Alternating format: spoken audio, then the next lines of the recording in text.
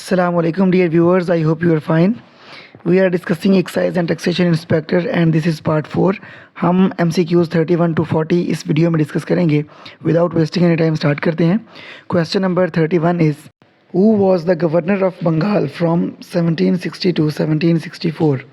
Option A Henry Vanstert, option B John Spencer, option C John Cartier and option D Warren Hastings. तो इसका correct answer option A है. ये Henry वनस्टर्ट जो थे ये English colonial administrator थे और इन्होंने गवर्नर ऑफ बंगाल के तौर पे 1760 टू 1764 सर्व किया था. बाकी ऑप्शंस में जो ऑप्शन डी हैं हमारे पास वॉरेन हेस्टिंग्स, ये इम्पॉर्टेंट हैं क्योंकि ये बंगाल के फर्स्ट गवर्नर जनरल थे. ये पूछा जा सकता है कि who was the first governor general of Bengal, तो वो वॉरेन हेस्टिंग्स थे. तो 1772 से लेकर 1785 तक वॉरेन हेस्टिंग्स बंगाल के पहले गवर्नर जनरल की हैसियत से सर्व करते रहे. Next question number 32. When did Simon commission arrive in India? Option A 1927, B 1928, option C 1929 and option D 1930. तो इसका करेक्ट आंसर है ऑप्शन बी 1928. 3 फरवरी 1928 को साइमन कमीशन इंडिया पहुंचा. साइमन कमीशन के बारे में एक मुकम्मल वीडियो जिसमें हर तरह का क्वेश्चन कंपैरेटिव एग्जामिनेशंस के हवाले से या इंटरव्यू के हवाले से डिस्कस किया गया है, वो चैनल पर मौजूद है और उसका लिंक मैं डिस्क्रिप्शन में आपके साथ शेयर कर रहा हूं. आप कंप्लीट वीडियो देख लें साइमन कमीशन के बारे में और उसके सारे नोट्स अपने पास नोट कर लें ताकि एक नज़र उसको देखकर आपकी मुकम्मल प्रिपरेशन हो सके. अगर हम बाकी ऑप्शंस की बात करें तो 1927 में दिल्ली प्रपोजल्स पेश किए गए थे Pakistan all India Muslim league की तरफ से मार्च 1927 में, और ऑप्शन सी में 1929 है. तो ये कायद-ए-आज़म के 14 नुकात के हवाले से बहुत इंपॉर्टेंट है. 14 points of Mohammad Ali Jinnah were presented in March 1929. और अगर हम 1930 की बात करते हैं तो ये इम्पॉर्टेंट है इलाहाबाद एड्रेस के हवाले से. खुतबा इलाहाबाद जो अल्लामा इकबाल साहब ने दिया वो 1930 में पेश किया गया था या डिलीवर किया गया था. Next question number 33. Doctor Abdul Salam won the Nobel prize for physics in the year? Option A 1973, option B 1976, option C 1979 and option D 1983. तो इसका करेक्ट आंसर है ऑप्शन सी 1979 में डॉक्टर अब्दुल सलाम साहब ने नोबेल प्राइज़ विन किया था. और ये क्वेश्चन भी पूछा जाता है कि उन्हें किस फील्ड में नोबेल प्राइज़ दिया गया था, तो वो फील्ड इस क्वेश्चन की स्टेटमेंट में ही मौजूद है. फ़िज़िक्स में उन्होंने 1979 में नोबेल प्राइज़ विन किया था. और उन्होंने काम किस चीज़ पर किया था? उन्होंने इलेक्ट्रो वीक यूनिफिकेशन थ्योरी पे काम किया था जिसकी बदौलत उन्हें 1979 में नोबेल प्राइज़ दिया गया था और वो पहले पाकिस्तानी थे जिन्होंने नोबेल प्राइज़ विन किया था. बाद में 2014 में मलाला यूसुफ़ज़ई को नोबेल पीस प्राइज़ से नवाजा गया था और ये क्वेश्चन भी पूछा जाता है. और अगर हम डॉक्टर अब्दुल सलाम साहब की बात करें कि वो कहाँ से बिलोंग करते थे, ये क्वेश्चन भी एक दफ़ा पूछा गया, मेरी नज़र से गुज़रा. तो वो झंग से बिलोंग करते थे. वो ब्रिटिश इंडिया में मौजूद जो झंग है, पंजाब का एक डिस्ट्रिक्ट है, वहाँ पर 1926 में पैदा हुए थे and he died in England. ये भी पूछा जा सकता है कि वो कहाँ पर वफ़ात पा गए, तो वो इंग्लैंड में वफ़ात हुए थे. और ये भी पूछा जा सकता है कि वेयर इज़ ही बरीड, तो उनका जो मकबरा है वो चनाब नगर मतलब में मौजूद है. चनाब नगर का पुराना नाम रबवा था और अभी उसको चनाब नगर का नाम दे दिया गया है. और इनके बारे में कंट्रोवर्शियल और इंटरेस्टिंग बात यह है कि ये अहमदिया कम्युनिटी से बिलोंग करते थे, इसीलिए वहाँ पर जो उनका एक स्पेशल सिमेट्री है कादियानियों का, उसमें इनको अपने वालिदैन की कब्रों के साथ ही दफन किया गया है. तो इस तरह का कंट्रोवर्शियल क्वेश्चन एग्जामिनर पूछेगा नहीं पेपर में कि वो अहमदी थे, कादियानी थे या कोई थे, लेकिन कहाँ पर दफन है ये पूछा जा सकता है, कहाँ वफ़ात हुई ये पूछा जा सकता है, कहाँ पैदा हुए ये भी पूछा जा सकता है, और ये भी पूछा जा सकता है कि वो कब पैदा हुए.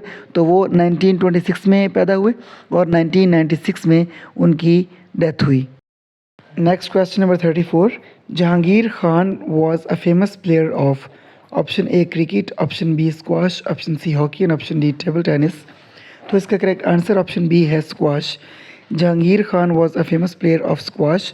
और इनके बारे में एक और क्वेश्चन पूछा जाता है कि Jahangir Khan remained unbeaten for.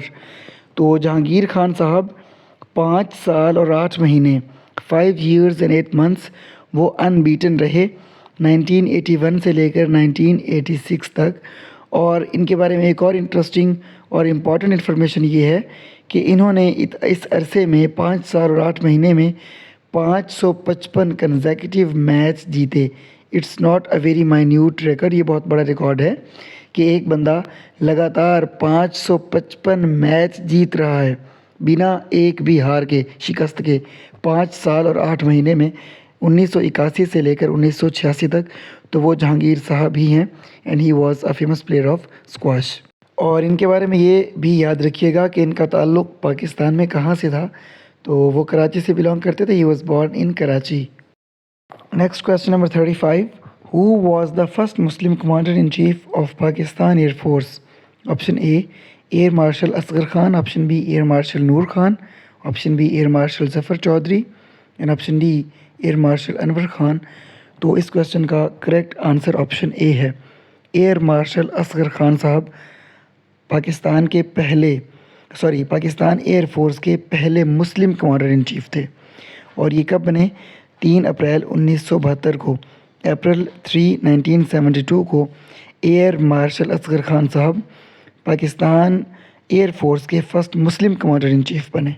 Next question number 36, which kind of system of government was introduced in 1962 constitution? Option A parliamentary, option B presidential, option C bicameral and option D autonomous. तो इसका करेक्ट आंसर ऑप्शन बी है, presidential system of government was introduced in the constitution of 1962। और आपको ये बात याद रखनी है कि who promulgated the constitution of 1962, तो ये प्रेसिडेंट अयूब खान ने जो है 1962 का आइन दिया था। और अगर एक प्रेसिडेंट 1962 का कॉन्स्टिट्यूशन दे रहा है तो उसका सीधा मतलब ये है कि उसमें presidential form of government he introduce कराई गई होगी। और ये क्वेश्चन भी पूछा जाता है कि ये कब मतलब कि इसको नाफिजुल अमल किया गया था 1962 के आइन को। तो इसको नाफिजुल अमल किया गया था 8 जून 1962 को। ये क्वेश्चन भी इम्पॉर्टेंट है। And who promulgated the constitution of 1962, ये क्वेश्चन भी इम्पॉर्टेंट है। तो प्रेसिडेंट अयूब खान ने इसको प्रोमलगेट किया था and it came into effect on June 8, 1962। Next question number 37, the members of International Court of Justice shall be elected for the term of option A 5 years, B 7 years, option C 9 years and option D 11 years। तो इसका correct answer है option C. International court of justice के जजेस का जो tenure होता है वो 9 साल का होता है। और ये क्वेश्चन भी पूछा जाता है कि हाउ मैनी जजेस are there in international court of justice, तो वो 15 जजेस होते हैं जिनको यूनाइटेड नेशंस जनरल असेंबली और united nations security council 9 years की टर्म के लिए इलेक्ट करते हैं। और इंटरनेशनल कोर्ट ऑफ जस्टिस के जजेस की तादाद 15 होती है। ये क्वेश्चन भी अक्सर पूछा जाता है। Next question number 38, which basic unit is used in fabrication of bodies and transistors? Option A germanium, option B iron, option C silicon और ऑप्शन डी ग्लास। तो इसका करेक्ट आंसर ऑप्शन सी है, silicon is the basic unit in the fabrication of bodies and transistors. Next question number 39, which of the following system components is the brain of the computer? Option A CPU, option B hard disk, option C motherboard and option D RAM. तो इसका correct answer option A है, CPU is the brain of the computer and it stands for Central Processing Unit. Next and the last question of this video, question number 40. The Lahore Resolution was supported by Qazi Muhammad Isa from the province of option A Punjab, option B Sindh, option C KPK and option D Balochistan. तो इसका correct answer option D है, The Lahore Resolution was supported by Qazi Muhammad Isa from the province of Balochistan, and this question is also a repeated question. See you in the next video with next 10 questions. तब तक के लिए अपना और अपनों का बहुत ख्याल रखिएगा. Keep studying, keep shining. अल्लाह हाफिज़.